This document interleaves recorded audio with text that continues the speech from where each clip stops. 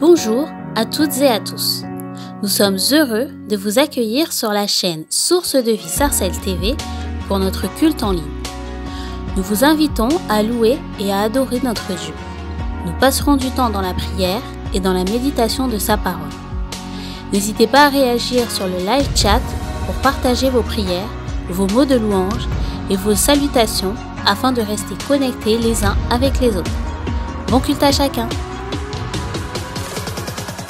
Amen. Nous avons de multiples raisons de remercier le Seigneur. Et nous sommes dans la joie d'être là. C'est le psalmiste David qui dit, dans Somme 122, premier, « Je suis dans la joie quand on me dit, allons, allons à la maison du Seigneur. » Amen. Est-ce que quelqu'un est dans la joie ce matin? Est-ce que quelqu'un est dans la joie ce matin? Est-ce que quelqu'un est dans la joie ce matin? Mais non, vous êtes des vivants, non? Est-ce que quelqu'un est dans la joie ce matin?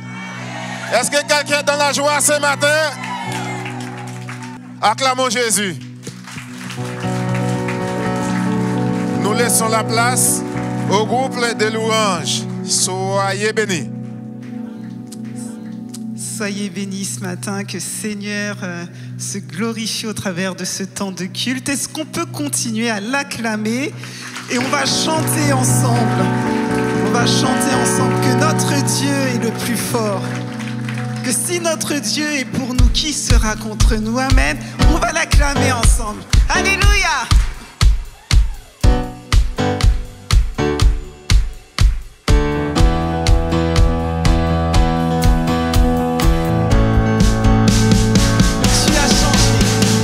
Tu as changé l'eau en vin. Ouvert les yeux par ta main. Ouvert les yeux par ta main. Nul n'est comme toi. Comme toi. Comme toi. Dans nos ténèbres, tu brilles. Dans nos ténèbres,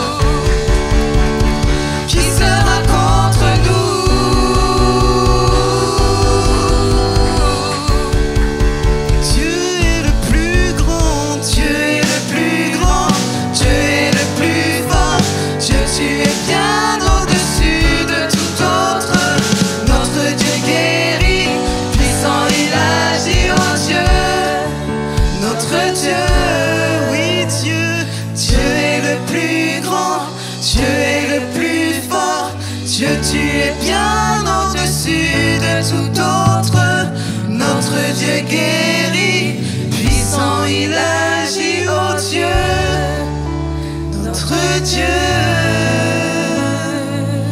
Dieu, tu es le plus grand.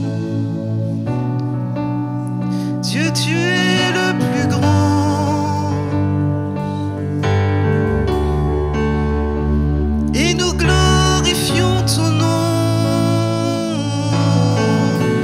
Ton nom est vie. Ton nom est l'espoir en moi. L'espoir en moi. Tu es l'amour, toujours là, à chaque fois, à chaque fois. Ton nom est vie, ton nom est l'espoir en moi, l'espoir en moi. Tu es l'amour, toujours là, à chaque fois, à chaque fois. Si notre Dieu est pour nous, qui pourra nous arrêter? Et si Dieu est avec nous, qui sera contre nous? Si notre Dieu est pour nous, qui pourra nous arrêter?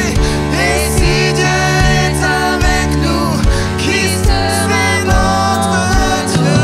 Si notre Dieu est pour nous, qui pourra nous arrêter? Et si Dieu est avec nous, qui sera contre nous? Si notre Dieu est pour nous, qui pourra nous arrêter? Et si Dieu est avec nous, qui sera contre nous? Ton nom est vie, ton nom est l'espoir en moi, l'espoir en moi. Tu es l'amour, toujours là, à chaque fois, à chaque fois. Nous accueillons l'esprit d'amour en ce lieu. Nous accueillons l'esprit de sagesse, l'esprit de force, l'esprit de réconfort, l'esprit qui restaure, l'esprit qui relève, l'esprit qui console, l'esprit qui suture les plaies. Nous t'accueillons, cher Saint-Esprit, parce qu'en ta présence, l'atmosphère change. Parce qu'en ta présence, les maladies s'enfuient, Seigneur. Nous t'invitons dans nos maisons, dans nos demeures, dans nos cœurs, Seigneur. Nous voulons glorifier ton saint nom. Nous voulons t'élever au milieu de nous. Nous t'élevons au milieu de nous, Seigneur. Quand il descend, oui, tout s'arrête. Il y a transfert entre ciel et terre. Quand il descend, l'atmosphère change. Il y a transfert entre ciel et terre. Quand il descend, quand il descend, oui, tout s'arrête. Il y a transfert entre ciel et terre. Quand il descend, l'atmosphère change. Il y a transfert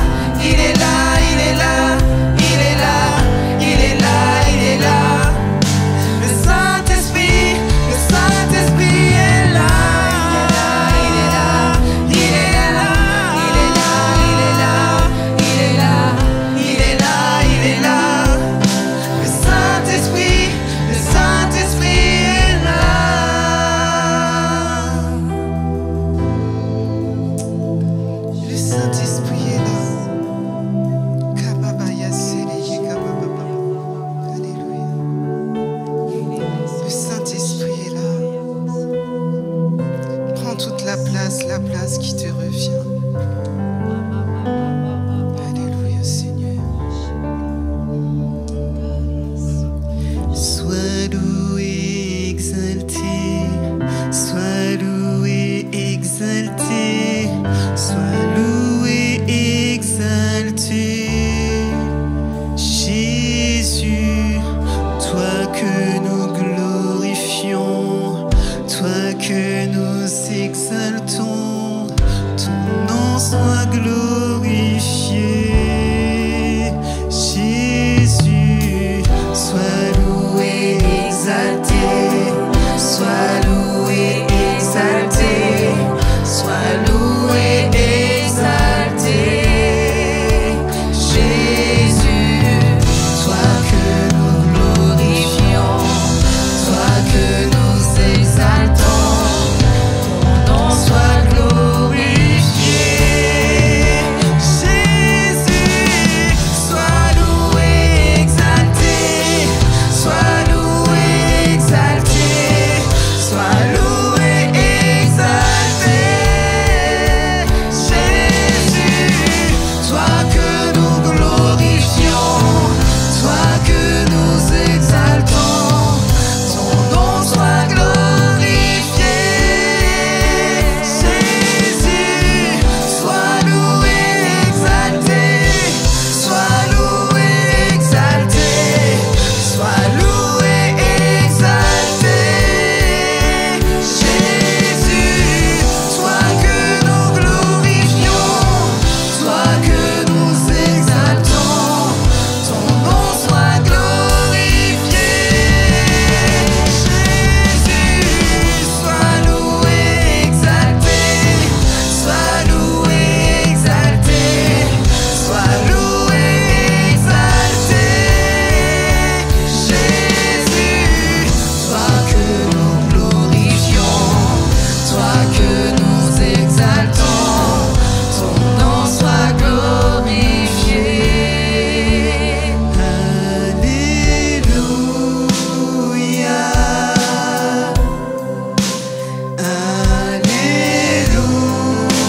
Alléluia. Tu es digne de nos louanges.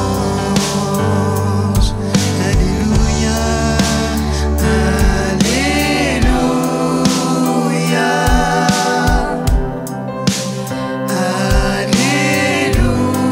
Alléluia. Tu es digne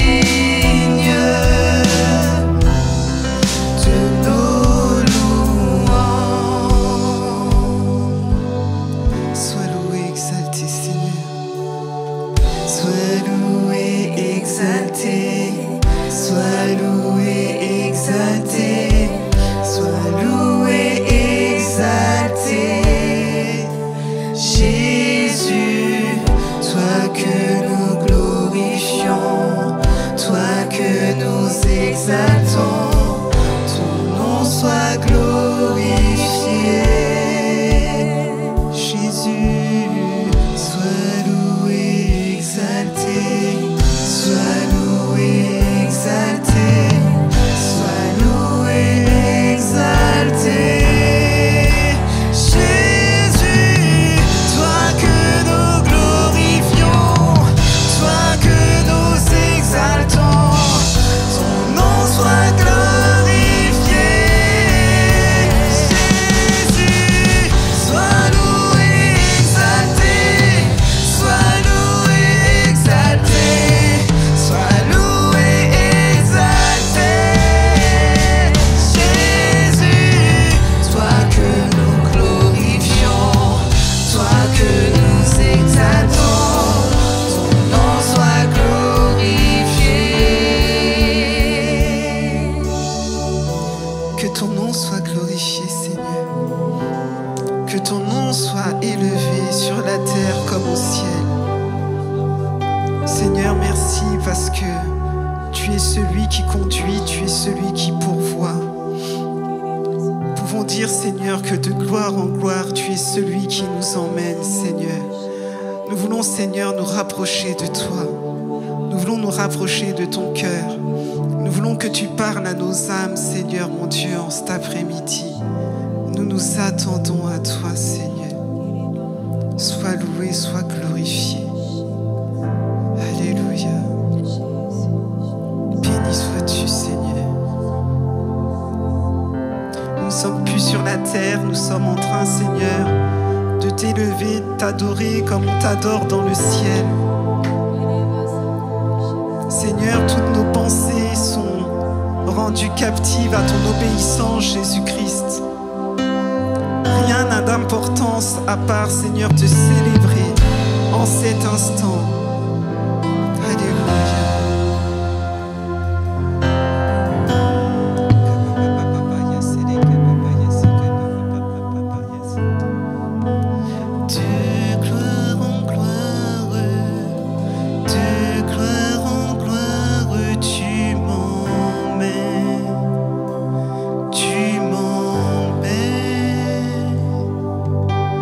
Dans les profondeurs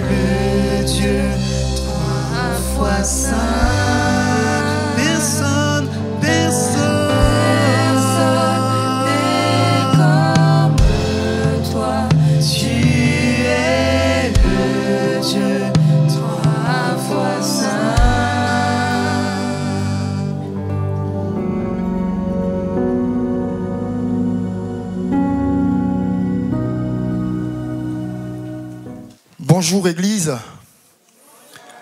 Bonjour à vous qui nous suivez ici en présentiel et à vous également qui nous suivez depuis chez vous via la chaîne SDV Sarcelles TV. Et ce matin, le culte est placé donc sous le signe de la rentrée, de la consécration de cette rentrée scolaire-là de notre jeunesse. Et c'est pourquoi je vous propose un thème qui est intitulé ainsi: 6 clés pour nous aider à trouver de l'épanouissement dans les études et le travail. Si je disais né de nouveau, qu'est-ce que vous me répondrez les jeunes? Né de nouveau, il y a des gens qui ne sont pas convaincus. On va reprendre. Né de nouveau. Né de nouveau. Mais tu n'as pas touché ton nez là. Dis à ton nez que tu n'es pas sur la terre ici pour autre chose que pour réussir. Né de nouveau. Voilà le fil conducteur donc de notre message. Quand nous parcourons la Bible, dans le premier chapitre, en Genèse 2, versets 1 à 3, nous voyons un Dieu qui est au travail. La Bible dit que Dieu a travaillé, et après avoir travaillé pendant 6 jours, Dieu est rentré dans son repos. Dieu a cessé toute activité, et le mot littéralement dit Shabbat. Dieu a tout arrêté.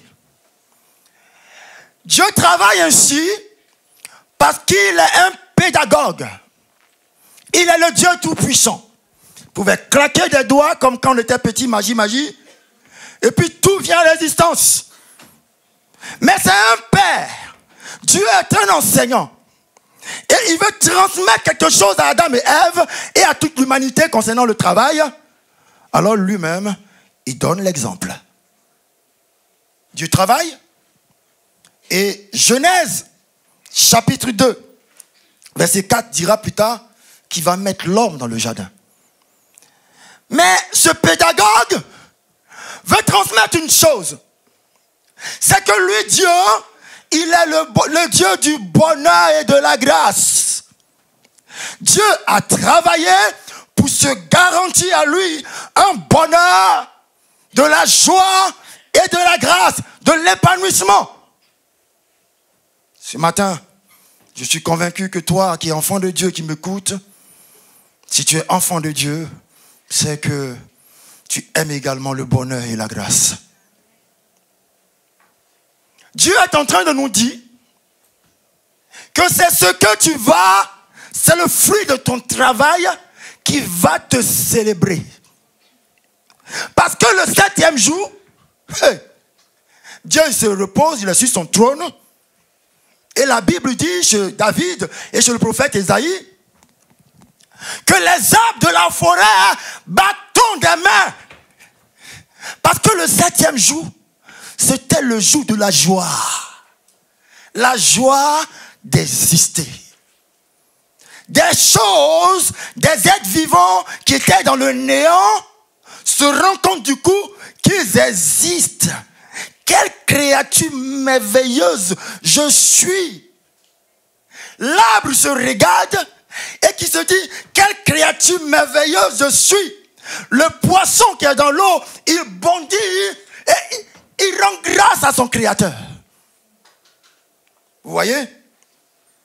C'est la même chose que Dieu produit tous les jours, chaque semaine après semaine. Du lundi au samedi, Dieu œuvre dans nos vies et le dimanche, nous nous rassemblons dans sa maison pour lui dire merci. Dieu travaille dans ta vie du lundi au samedi pour se garantir ton remerciement du dimanche. Sans travail, il n'y a pas bonheur. Sans travail, il n'y a pas la joie des vacances. Sans travail, il n'y a pas épanouissement. Parce que c'est le fruit de ton travail qui va te célébrer. Et Genèse 2, verset 4 à 15 nous dit que Dieu a créé Adam et Ève et il les a placés dans le jardin pour le cultiver et pour le garder. En un mot, pour travailler. Pour prendre soin de son œuvre. Le Dieu créateur a institué 3 piliers créationnels pour le bonheur de l'humain. 1. Le mariage. Donc la vie relationnelle. C'est pourquoi quand on vient sur la terre, on n'atterrit pas au marché ou à la gare. Quand on quitte au ciel. On atterrit dans une famille parce que nous sommes des êtres de relation. Tu dois avoir des relations, mais des relations de qualité. 2. Dieu va instituer le travail. On ne choisit pas de travailler ou de ne pas travailler. C'est une institution créationnelle. Il y en a 3. Et le 3e, c'est le Shabbat. Dimanche matin, on ne dit pas aujourd'hui, je n'ai pas envie d'aller à l'église. Ce n'est pas ton jour. C'est le jour de celui qui a travaillé dans ta vie pendant 6 jours. Le Dieu que je sers, c'est le meilleur businessman de la planète. Donne-lui des actions dans ta vie et tu verras comment Dieu travaille. Amen. Alors Dieu va voir le travail des humains comme une extension, un prolongement de lui, son travail. Dieu t'invite à travailler comme lui pour que quand viendra le temps des vacances ou de la retraite, le fruit de ton travail puisse te procurer du bonheur et de la grâce. Dieu veut que tu travailles pour qu'à la fin du mois, ton caddie soit plein au supermarché. Je suis désolé, nous sommes en France. Mais cette histoire de... Parce qu'il y a le social, et puis tu peux travailler, et puis tu ne veux pas, sache qu'il y a un pilier créationnel de ton bonheur que tu as cassé. Tu ne pourras jamais être heureux. Parce que c'est le fruit de ton travail qui va te célébrer. Mais hélas, le beau jardin d'Éden dans lequel Dieu a déposé Adam et Ève est devenu un désert. Au lieu de beaux fruits, de beaux arbres fruitiers, ce sont des ronces et des épines qui poussent. Le travail d'Adam qui était très simple, désormais, quand on dit travail, tout le monde entend pénibilité. Parce que la malédiction est passée par là et que quand on parle de travail, on parle de souffrance, on parle d'épreuve, on parle de sueur. Et tous les Adamites, ils disent, moi, j'aime pas l'école. Moi, ce matin, j'ai pas envie d'aller au travail. Mais gloire soit rendue à Dieu, comme dit l'apôtre Paul. Parce que Dieu a pour nous un plan B. Et c'est ce plan B là qui fait donc l'objet de mon premier point. Prendre conscience que nous sommes sur la terre avec tous les hommes. Mais nous ne sommes pas comme monsieur et madame tout le monde. Nous sommes des élus de Dieu en tant que chrétiens. Et nous avons ce que Dieu appelle une destinée. Je vous invite à la lecture de la parole en Luc 1, à partir du verset 67. Voilà un homme nommé Zacharie, père de Jean-Baptiste, à qui Dieu dit, tu vas avoir un enfant. L'enfant arrive, tout ce que Dieu a dit concernant l'enfant, lui, il ne croit pas. Alors l'ange de l'Éternel a rendu muet, il ne parle plus. Parce que Dieu veut faire quelque chose avec son fils, mais lui, il doute de tout ça. Et Dieu l'a rendu muet. Je prie ce matin qu'il n'y ait plus des parents dans l'église du Seigneur qui ne veulent pas voir leurs enfants comme Dieu les voit parce que spirituellement, tu es muet. Toi qui dois proclamer des bénédictions sur ton enfant, tous les jours à la maison, tu ne fais que dégager de la poubelle sur l'enfant. Tu ne vas jamais réussir. Tu ne connais rien. Oui, ça c'est Zacharie. Il y a la coutume. On demande à Zacharie comment l'enfant va s'appeler. Quand on pose la question, toute la la famille répond, la grande famille. Papa et maman, ils n'ont pas encore parlé, mais tous les oncles, tout le monde parle. Il va s'appeler Zacharie comme son père. Parce que dans notre famille, c'est la coutume. Hein? Alors la maman, Elisabeth, elle va dire, n'en est pas question. Je me suis marié à votre famille, là. C'est pas pour vivre n'importe quoi.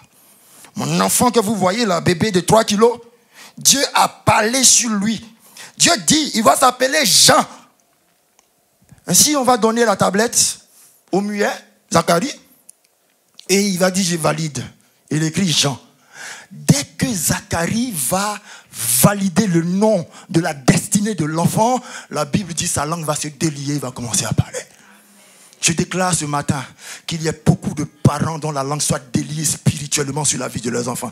Au nom de Jésus. Et c'est là, quand il va commencer à voir l'enfant comme Dieu le voit, la Bible va être saisie par le Saint-Esprit et il va commencer à prophétiser sur l'enfant. Et voilà ce qu'il dit. Béni soit le Seigneur, le Dieu d'Israël, de ce qu'il a visité et racheté son peuple. Et nous a suscité un puissant sauveur dans la maison de David, son serviteur, comme il avait annoncé par la bouche de ses saints prophètes des temps anciens. Un sauveur qui nous délivre de nos ennemis et de la main de tous ceux qui nous haïssent.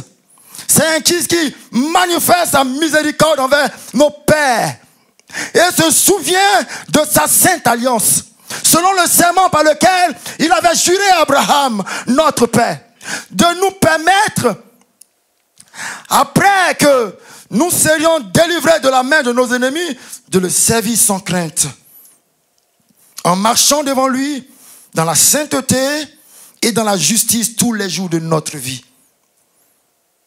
Et là, ça devient intéressant.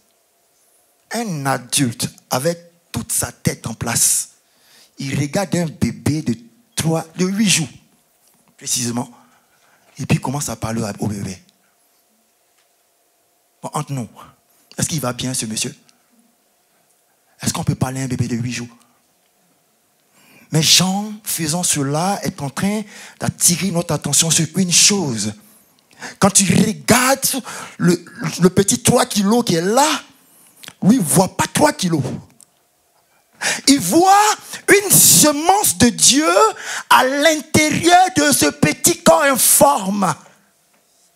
Et il va commencer à dire, et toi, petit enfant, tu seras appelé prophète du Très-Haut.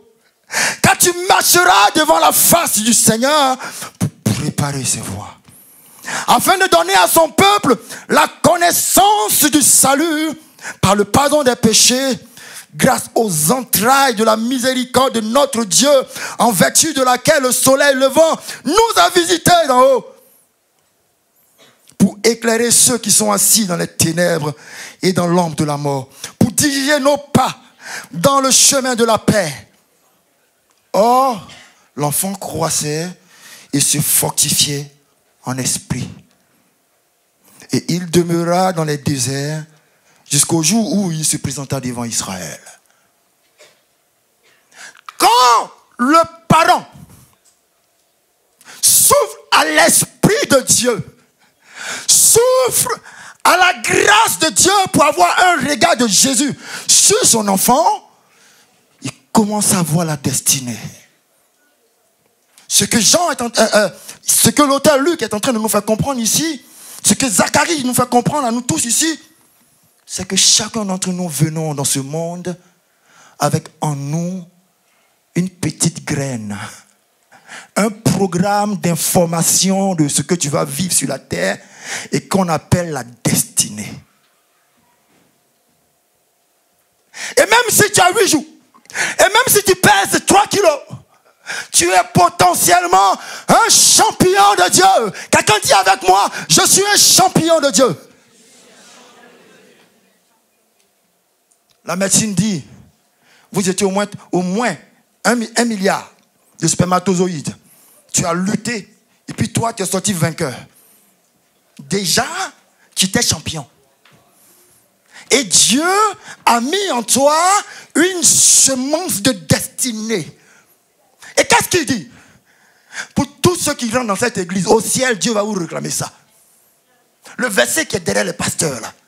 Jérémie 29, 11. Car je connais les projets que j'ai formés sur toi. Ce ne sont pas des projets de malheur, mais des projets de bonheur et de paix, afin de t'accorder un avenir et de l'espérance.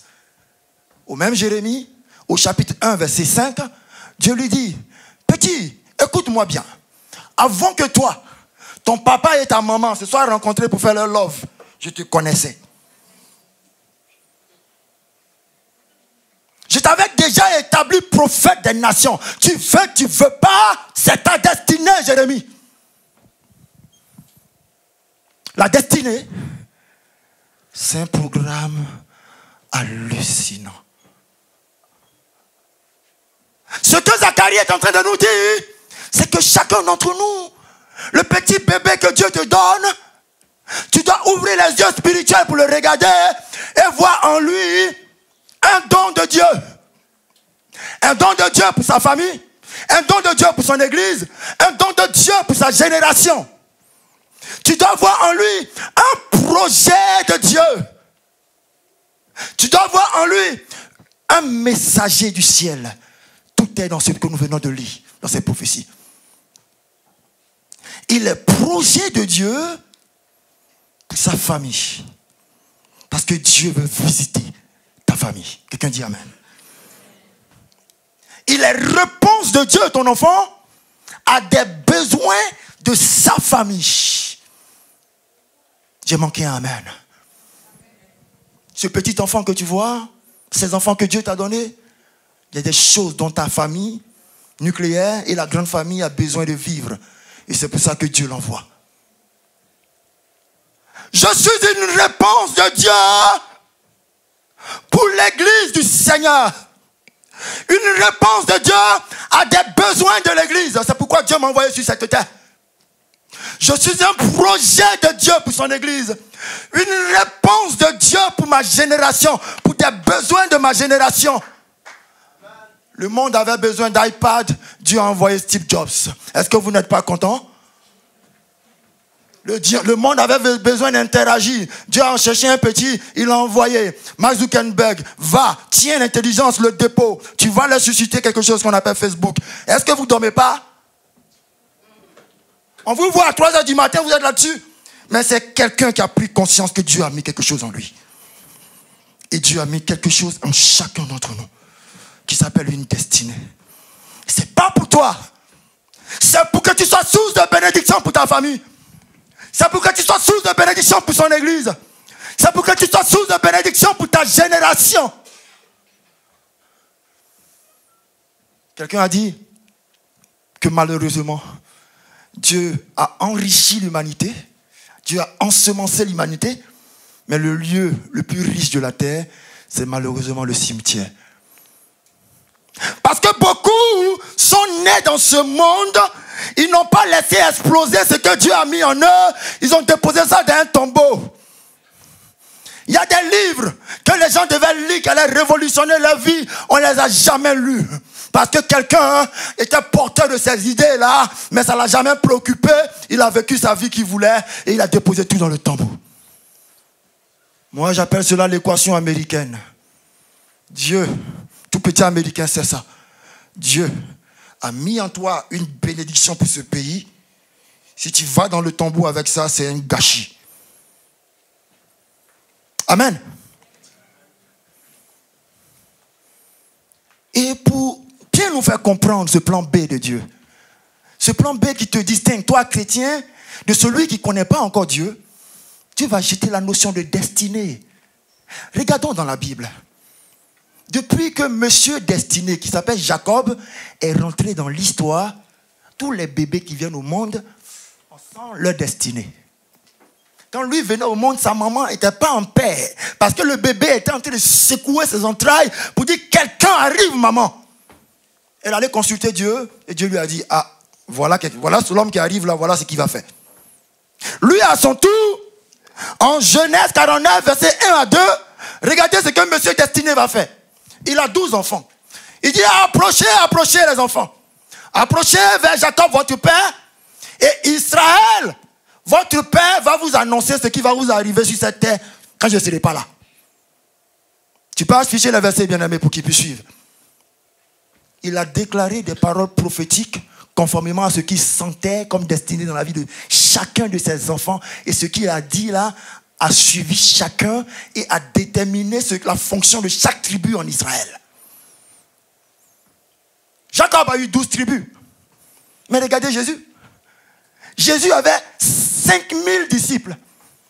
Jésus a sélectionné. Il a pris 70. 70, ça ne l'a pas suffi. Il a sélectionné encore, il a retenu 12. Parce que Jésus est conscient que dans ce monde qui est dirigé par le monde des ténèbres, où Satan règne, il faut un nouvel type d'homme.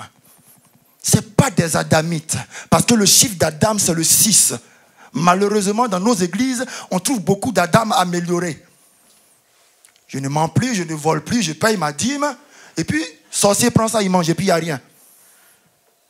La Bible nous dit en 1 Corinthiens 15, 45 à 50, que sur cette terre, il y a 2 types de personnes. Adam, monsieur 6, sur son maillot spirituel, c'est écrit 6. Et Jésus, c'est 12. L'élu de Dieu comme Jacob, inébranlabilité, infaillibilité. Ce pourquoi il est né, il va l'accomplir avant de quitter cette terre. Je ne sais pas où est-ce que tu te positionnes. Est-ce que tu vis ta foi chrétienne comme un Adam amélioré? Sache-moi que, bien-aimé, les anges te regardent et ils sont tentés de pleurer. Parce que Dieu a préparé pour toi une destinée. Et la destinée, c'est le chiffre 12. C'est la raison pour laquelle l'église va être bâtie sur le fondement des 12 apôtres. Jésus faisant cela se garantit une inébranlabilité de l'église. C'est pourquoi il dit, même les forces du séjour des morts ne peuvent rien contre l'église.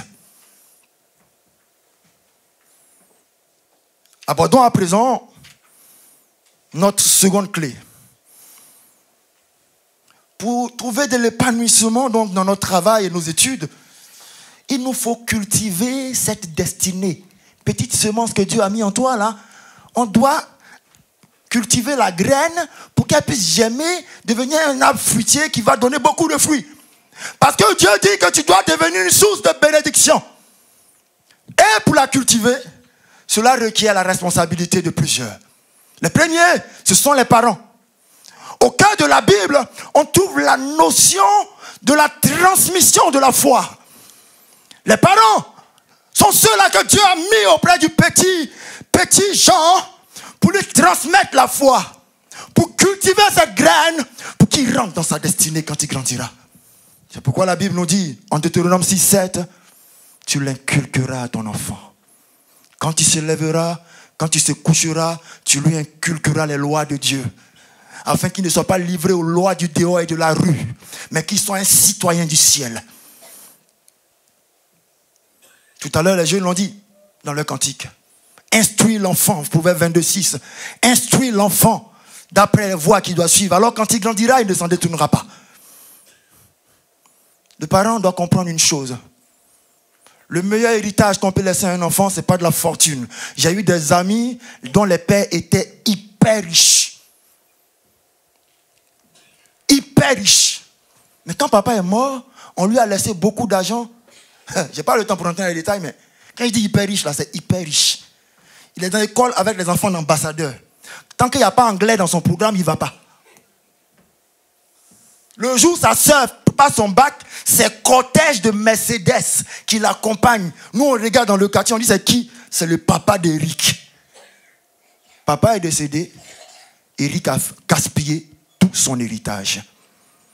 Parents, pour dire que le meilleur héritage qu'on peut léguer à un enfant, ce n'est pas l'argent, ce n'est pas les palais, ce n'est pas les comptes en banque, mais c'est une éducation. Si tes parents t'ont loin laissé, mais quand tu as laissé une bonne éducation, ça reste un fondement sur lequel tu peux bâtir quelque chose de solide. Et la Bible nous attire notre attention aussi sur une chose, c'est que l'éducation que nous devons transmettre aux enfants, ce qui compte pour l'enfant, C'est que l'enfant nous regarde, papa, à la maison. L'enfant te regarde dans la vie. Ce que tu dis, ton apparence que tu vis à l'église et ce que tu vis à la maison. L'enfant attend des parents, des adultes, l'éducation par l'exemple. Ce que tu dis dans ta bouche, si l'enfant te voit faire toi-même dans ta propre vie, il se dit c'est possible. Mais quand tu lui dis à lui de faire, et puis c'est toi, tu te disputes avec sa maman à la maison tout le jour et dimanche, tu es sapé, tu es chrétien devant les églises. Ton enfant là, quand il aura 12 ans, il va dire moi je me casse. Parce que leur histoire, papa et maman là, c'est du vide. C'est du pipeau. Pensons à transmettre une éducation qui soit une éducation par l'exemple. La Bible nous dit en Proverbe 13, 24 qu'il ne faudrait pas aimer nos enfants plus que Dieu lui-même. J'ai suivi un colloque quand j'étais à l'Institut biblique. Ils ont donné un exemple. Il y avait 3 mamans. Une américaine, une française et une maman des îles.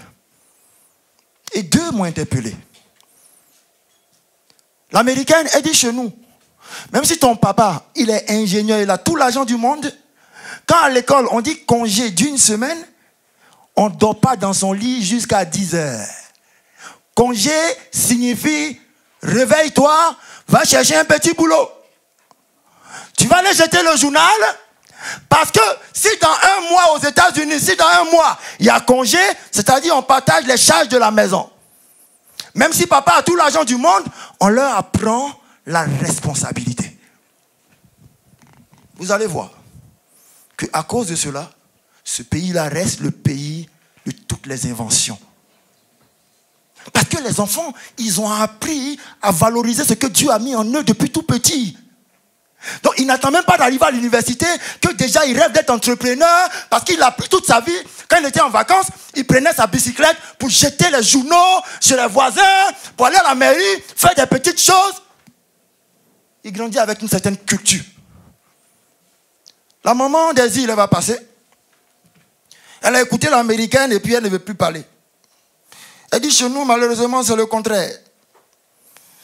Même quand tu travailles, tu es à la maison. Tant que tu n'es pas marié, on te couvre jusqu'à on va t'étouffer. C'est quelle graine que Dieu a semée, on arrose, c'est en train de pousser, et puis on continue de mettre des bâches dessus.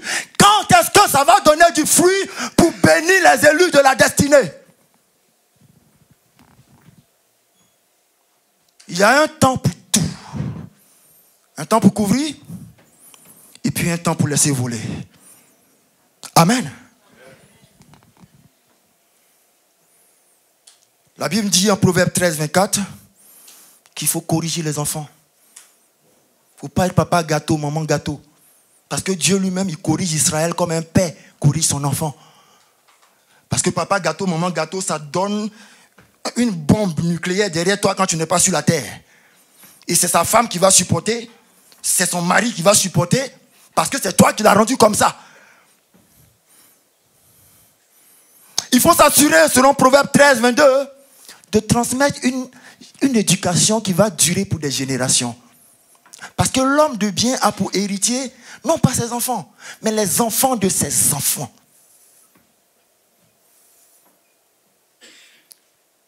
Mais attention, dit la Bible, en Éphésiens 6, 4, parents, n'irritons pas les jeunes. Il faut que dans la relation avec les jeunes, il y ait un partenariat pour la destinée. Il faut que papa et maman soient des partenaires de destinée. Quand l'enfant rentre de l'école, alors on se demande, ouais, qu'est-ce que tu as vécu aujourd'hui? On l'écoute. Nous, au niveau de la jeunesse, notre secret, c'est d'être des partenaires de destinée, de les écouter, d'apporter des réponses, de les aider à cheminer. On n'impose pas les choses aux enfants. Mais les autres personnes qui doivent être responsables également, c'est les enfants eux-mêmes.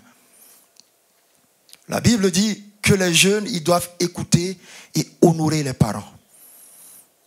Cela transparaît en Proverbe, chapitre 1, verset 8, où le mot écouter L'emphase est mise sur lui. Écoute. Il faut que tu rêves de devenir un enfant unique dans le cœur de ton papa, ta maman et ton papa. Selon Proverbe 4.3, j'étais un fils unique. Parce que ce que vous ne savez pas, c'est que les parents, là, ils ont un amour. Soyez 20, ils ont un ami particulier pour chacun. Toi, il faut habiter son cœur. Et c'est ça qui va établir une relation entre vous.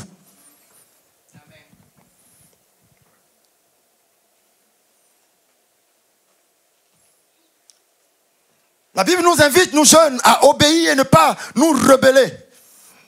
Parce que, selon Ephésiens 6.1, il n'y a qu'un seul commandement qui est suivi de promesses.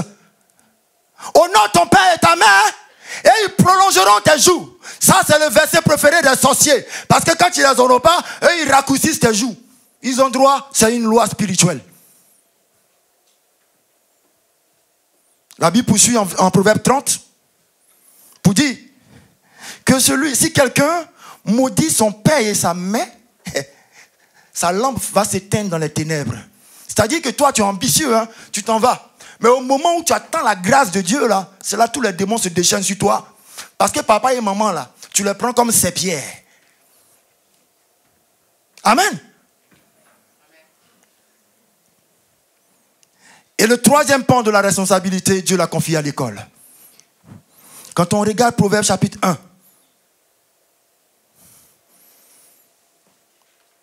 du verset 1 à 9, la Bible nous présente l'école comme un temple du savoir. Parce qu'à l'époque, en Israël, il y avait des écoles où c'était des écoles comme l'école nationale normale d'administration. Tous les jeunes gens qui vont gouverner dans l'avenir, on les amenait là-bas pour leur enseigner la sagesse de Dieu.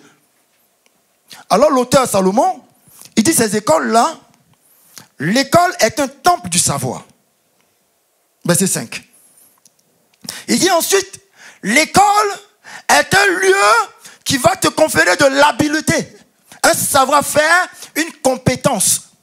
Parce que sache qu'aucune entreprise ne va t'embaucher parce que c'est beau de taille, de figure, jamais de la vie. Une entreprise t'embauche parce qu'ils ont un besoin et toi, tu as les compétences. Et l'école, c'est son rôle. Enfin, la Bible dit que l'école est un lieu d'écoute. Mais malheureusement, regardons un peu nos écoles. Ce que Dieu a préparé pour être un lieu d'écoute, un lieu où on vient écouter un maître, la malédiction est passée par là. Les francs-maçons et tous les autres sataniques là, ils ont élevé des hôtels spirituels ça et là dans nos écoles et ils ont transformé l'école en autre chose.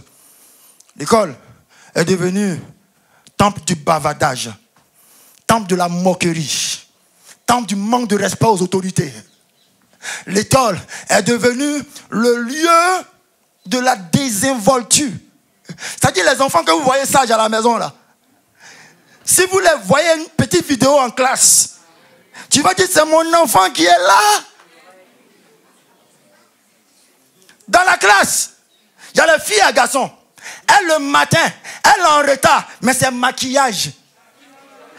Il y a devoir, elle ne connaît même pas son devoir. Mais tant que ce n'est pas bien maquillé, elle ne sort pas de la maison. Dans la classe, il y a les crânes brûlés. Moi, à mon époque, il y avait un professeur demande, quelqu'un peut me donner la date pour remplir le cahier de test? Il dit aujourd'hui c'est le 32. Parce que lui, il sait qu'à la fin de l'année, de toute façon, on va le renvoyer. Donc il est prêt à tout. Et puis il y a les gens qui sont là, ce sont les suiveurs. Parce que eux, ils n'ont pas confiance en leur identité, donc ils essaient de se rapprocher des gens qui font du bruit, quoi. Dans la classe, il y a les top modèles. Eux là, quand ils vont à l'école, c'est... J'avais un dans ma classe, lui, maman commerçante, tout ce qu'il porte là, c'est griffé. On a sonné la récréation, on va en classe. Hacké le bluffeur. Il dit, lui, il ne doit jamais transpirer. Il sait que s'il arrive en retard là, il reste dehors. Mais il faut le voir. Il arrive, le coup a commencé, il reste dehors. Et puis il s'en fout. Il sacrifie sa destinée.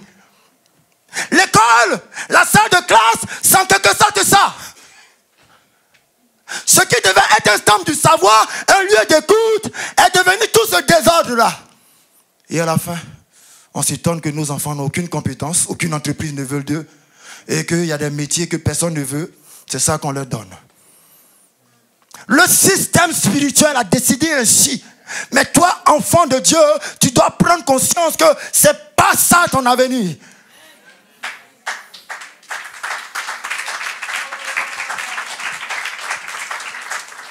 C'est pourquoi la Bible nous dit en 1 Corinthiens 15, 33 que les mauvaises compagnies corrompent les bonnes mœurs. Les mauvaises influences vont te détourner de ta destinée, enfant de Dieu. Combien je n'ai pas vu détruire leur école, leur vie à l'école. Des filles qui ont plusieurs grossesses. On ne connaît pas papa. Et j'en passe. La troisième clé, c'est qu'il faut faire alliance avec la destinée. Selon le Proverbe 16, 26, tous les Adamites, ils vivent pour leur ventre. Ils travaillent pour leur ventre. Mais Jésus va changer quelque chose dans Luc 2, 49. Jésus regarde papa Joseph et maman Marie et il leur dit, pourquoi me cherchez-vous? Je suis dans l'église, dans le temple de Dieu. Ne savez-vous pas que il faut que je m'occupe des affaires de mon père? Marie et Joseph vont entendre. Ils vont écouter. Parents, sachez que il y a certains parents qui tombent dans un piège. Hein. On dit, va à l'école, décroche la lune et tout ça. Mais quand l'enfant ne va pas bien spirituellement, tu crois qu'il peut travailler à l'école? Moi, je leur dis par moment, dimanche soir, je vais plus voir à 16h. Mais il y a des enfants, ils ont besoin de se ressourcer spirituellement. Et à l'âge de 12 ans, regardez l'âge, Jésus prend conscience que lui, il est sur la terre pour la volonté de son Père. Parce que c'est un élu. Donc, quand les enfants viennent à l'église, encouragez-les. Le reste, je m'en occupe. Quand l'heure est arrivée, je les chasse. On a un slogan ici. Yann me regarde, il voit, c'est lui qui a inventé. Rentrez chez vos parents. Pour faire alliance avec ta destinée, il faut rêver excellence. Parce que Dieu dit en Deutéronome 28, 13 que tu seras à la tête et non à la queue. Tu seras à la tête et non à la queue. Regardons le Proverbe 30, verset 28. Là, il y a un basculement. La Bible nous dit qu'il y a des personnes qui sont des lézards de Dieu. Parce que les lézards, c'est des petites bêtes. Mais vous voyez les palais des rois, là. Personne ne peut rentrer dans les palais des rois. Où on est là? Si nous tous, on veut aller à l'Élysée, on ne peut pas rentrer. Mais un lézard, il rentre là-bas. Et les élus de Dieu, Dieu les voit comme les lézards de Dieu. C'est la raison pour laquelle Joseph va se retrouver dans le palais en Égypte, bien qu'il soit quoi? Un esclave. Daniel va se retrouver dans le palais à Babylone. Esther va se retrouver devant le roi chez les Perses. Parce que vous, génération bénie de Dieu, Dieu vous voit comme ces lézards. Nous voulons voir la société changer. Une société où on arrête de prendre des lois contre la Bible. Mais pour ça, Dieu a besoin des influenceurs dans les hautes sphères. Et si toi, tu veux vivre ta destinée et que tu te considères comme un lézard de Dieu, Dieu va te transporter là où personne ne peut rentrer. Tu vas rentrer là-bas malgré que tout le monde sait que tu es chrétien et tu seras nommé conseiller spécial du président de la République. Le Dieu de Joseph, le Dieu de Daniel, le Dieu d'Esther, le Dieu des enfants d'Israël, c'est sa vision pour les jeunes gens. Pour faire alliance avec la destinée, il faut être conscient d'être loin, d'avoir reçu une onction pour une mission. Pharaon regarde Joseph et il dit à tous ses conseillers, est-ce que dans le pays d'Égypte, là, il y a quelqu'un comme l'esclave là dans lequel il y a l'Esprit de Dieu. On dit, il n'y en a pas. Il dit, c'est vrai, on le déteste. Parce que c'est un nomade et puis c'est un esclave. Mais à cause de l'Esprit de Dieu qui est en lui là, prenez-le, mettez-le sur le trône. Dieu a fait pareil pour Daniel et ses amis. Le roi les a regardés, il a vu que ce sont des enfants cultivés. Les enfants qui ont une sagesse de vie. Dans la vie, il y a 3 intelligences. L'intelligence de la vie, qu'on appelle sagesse, l'intelligence de l'école, et enfin, l'intelligence de la destinée. Je suis évangéliste, mais il y a 4 types d'évangélistes. Un évangéliste, un autre ne peut pas être comme moi. Non. Je dois être unique. Tu dois être unique. C'est ce qui fait la destinée. David dit, chaque jour, il voit dans son esprit l'huile de l'Éternel qui coule sur sa tête. Tu oins de ma tête une huile fraîche. 4e clé, l'élu, il doit vivre pour honorer les lois de Dieu. Car selon le Lévitique 18:5, l'homme qui les mettra en pratique vivra par elle. Un élu, il sait que toute sa vie est régie par des lois, les lois spirituelles. Alors, il ne rentre pas dans les compromissions. Voyez Joseph, il est en train de souffrir, Madame Potiphar lui propose la débauche. Il dit non, je ne peux pas pécher contre l'éducation que j'ai reçue. C'est ça un élu. Pas de compromission, pas de politique, mais il s'attend à Dieu et il respecte les lois de Dieu, même si les temps sont défavorables. 5e clé, il faut honorer les élus de ta destinée. Voyez, cette leçon, je ne l'ai jamais oubliée. Dans un songe, au début de mon ministère, le Seigneur me montre comme un sacrificateur de l'Ancien Testament, en train de faire l'offrande sur l'autel, et je le faisais comme je voulais. Et là, l'Esprit va m'interpeller, il dit non, tu le fais selon les règles. Il dit, regarde derrière toi. Et je vois derrière moi une foule. Il y a 2 personnes, derrière eux 3 personnes, derrière 4 personnes, et c'est à perte de vue. Et le Saint-Esprit me dit, tu sais, tous ceux-là, ils comptent sur la qualité de ta consécration pour être bénis. Si tu t'amuses avec ta consécration, ils vont passer à côté de la destinée ou ils vont perdre le temps. Et depuis ce jour-là, je ne joue pas avec mon ministère. Je suis évangéliste, je parle comme Jérémie. Je ne suis pas là pour caresser fidèle. Il faut te fâcher, c'est ton affaire avec Dieu. Je dis la parole de Dieu pour que toi, tu puisses réussir. Il faut honorer les élus de ta destinée. Et ensuite, il faut honorer les anges que Dieu envoie pour t'accompagner. Parlons des hommes élus de ta destinée. Moïse, en Deutéronome 29, versets 14 à 15, dit que l'alliance que nous sommes en train de contracter, elle ne concerne pas seulement nous qui sommes présents, mais même ceux qui ne sont pas encore nés. Et tes enfants, il faut les honorer. Quand tu pêches, c'est eux que tu mets en danger. Tes petits-enfants, il faut les honorer. Il faut aussi honorer donc les anges. Jean, en Apocalypse 19, verset 10, va rencontrer un ange. Il est tellement grand que Jean veut l'adorer. Il lui dit, hey, arrête ça. Je suis ton compagnon de service. Bien-aimé, si tu es un élu, sache que Dieu a mandaté des anges pour t'accompagner, pour te faire rentrer dans ta destinée. Mais entre nous, quand un ange, des anges sont là pour t'accompagner, et puis toi, on te propose de la compromission, et puis tu te compromets. Tu crois qu'ils vont rester là pour t'attendre? Eux, ils vont se chercher. Quand tu as fini ta repentance, même si c'est 10 ans, c'est après ça qu'ils vont revenir, parce qu'ils sont saints. C'est ainsi que beaucoup d'entre nous perdons le temps. Et qu'on tourne en rond dans notre vie, on n'avance pas parce qu'on a un pied dedans, un pied dehors. Enfin, 6e clé, dernière clé, il faut être passionné. Il faut être passionné de ta destinée, bien-aimé. Il ne faut pas murmurer quand on travaille. Regardez Jacob. Jacob travaille, son oncle a diminué son salaire 20 fois pendant 20 ans. Il dit, mon oncle, tout ce que tu as fait là, pendant que tu faisais ça, tu m'as vu un jour, j'ai ouvert la bouche? Jamais de la vie. Parce qu'un élu, quand il travaille pour quelqu'un. Il travaille pour lui-même. Il travaille pour lui-même, vous comprenez? Il travaille en cherchant à devenir un expert. Et quand tu deviens un expert, on t'impose pas un salaire. On te demande combien tu veux. C'est là Jacob a dit, je ne veux plus de salaire. J'aimerais créer ma propre entreprise. Regardez les Juifs, c'est leur loi qui est là.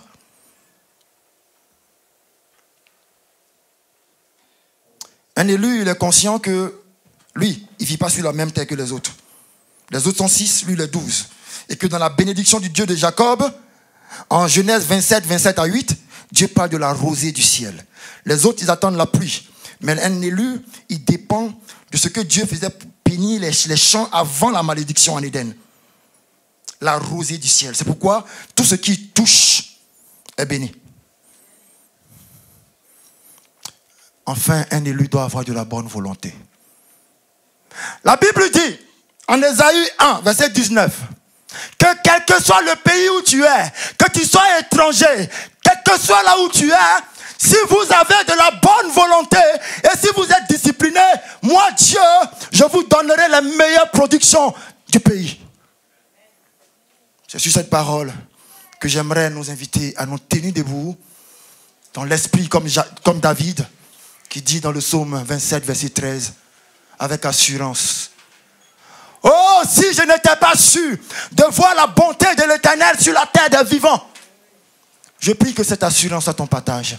Et je t'invite à répondre à la prédication par la prière. Que Dieu vous bénisse. Amen. On va l'acclamer ensemble.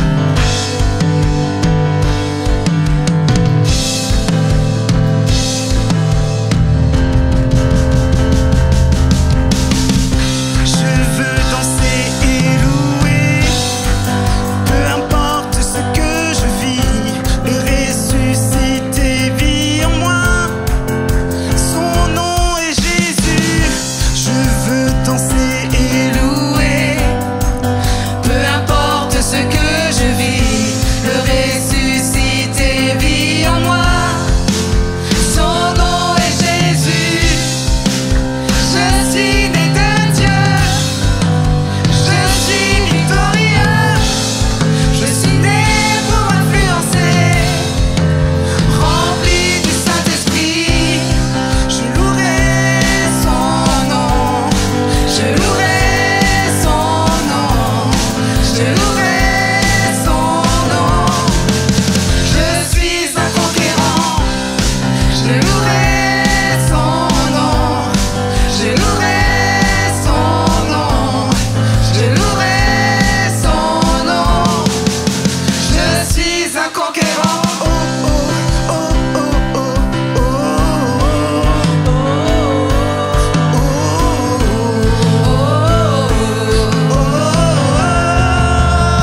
Nous disons toute arme forgée contre moi est nulle et sans effet. Le ressuscité vit en moi. Quel est son nom? Son nom est Jésus. Toute arme forgée contre moi est nulle et sans effet. Le ressuscité vit en moi. Son nom est Jésus.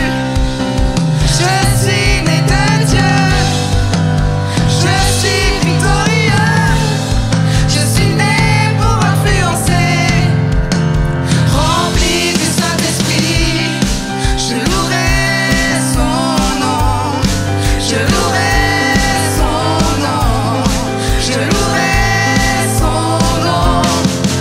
Je suis un conquérant, je louerai son nom, je louerai son nom, je louerai son nom. Je suis un conquérant, je louerai son nom, je louerai son nom, je louerai son nom. Je suis un conquérant, je louerai son nom, je louerai son nom, je louerai son nom. Je suis un conquérant. Alléluia, Seigneur, sois loué. Voilà, dans plus Dans peu de temps, on va se séparer. Mais c'est un message très important. On dit gloire à Dieu pour ce message. Je pense que Dieu vous a béni énormément par rapport à ces messages. Alors on va prier en vertu de ces messages, de ce que nous venons d'entendre.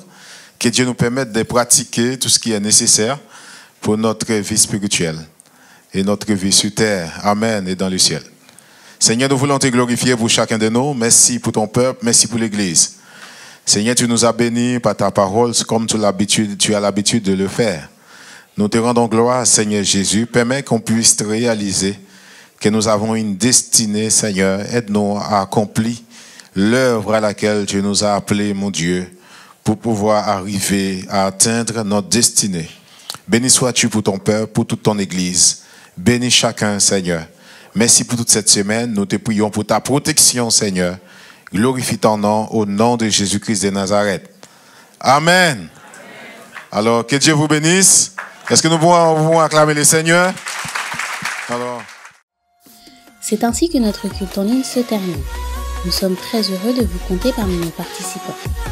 Nous vous rappelons que vous pouvez participer à nos réunions à l'église évangélique Source de Vie de Sarcelles, au 24 rue Marius Delpech, 95 200 Sarcelles.